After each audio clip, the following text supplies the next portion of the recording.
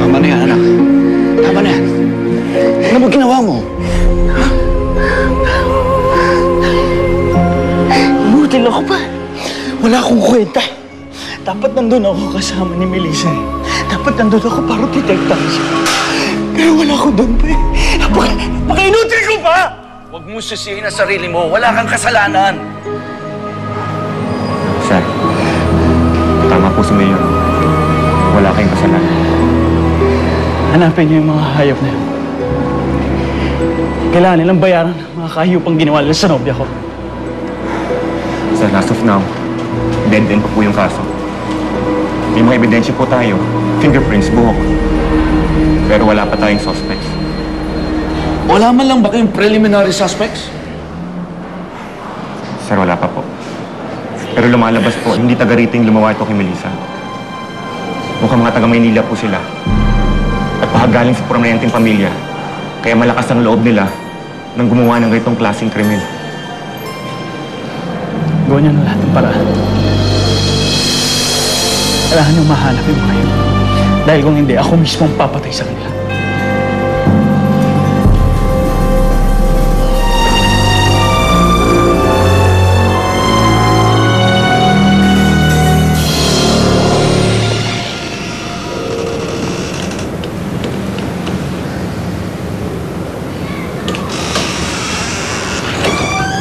Roberto. Lisa? Ano nangyari sa kamay mo? Wala to. Huwag mo nang pansinin to.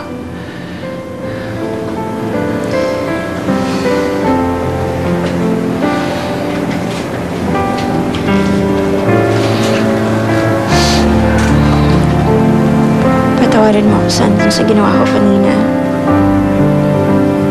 Nung naitulak kita nung yakapin mo ko, hindi ko pa talaga kaya eh. I'm sorry talaga. Inisipin natin. Dapat nga akong humingi ng sorry sa'yo eh. Melissa, nobyo mo ko. Dapat. Lagi mo kong katabi. Dapat na protektahan kita.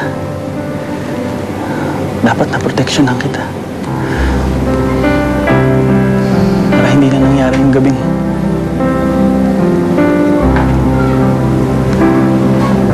wala man lang akong nagawa. Hindi man lang kita na ipagtanggol. Roberto, pagod na ako na. Ayoko na pag-usapan yan.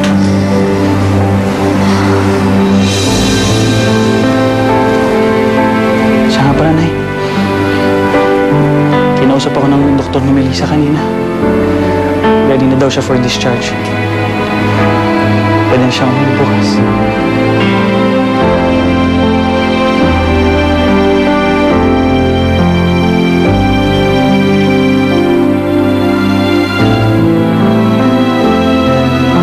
Nay, lalakad na lang mo ako. Kaya ko naman eh. Hindi pwede, anak.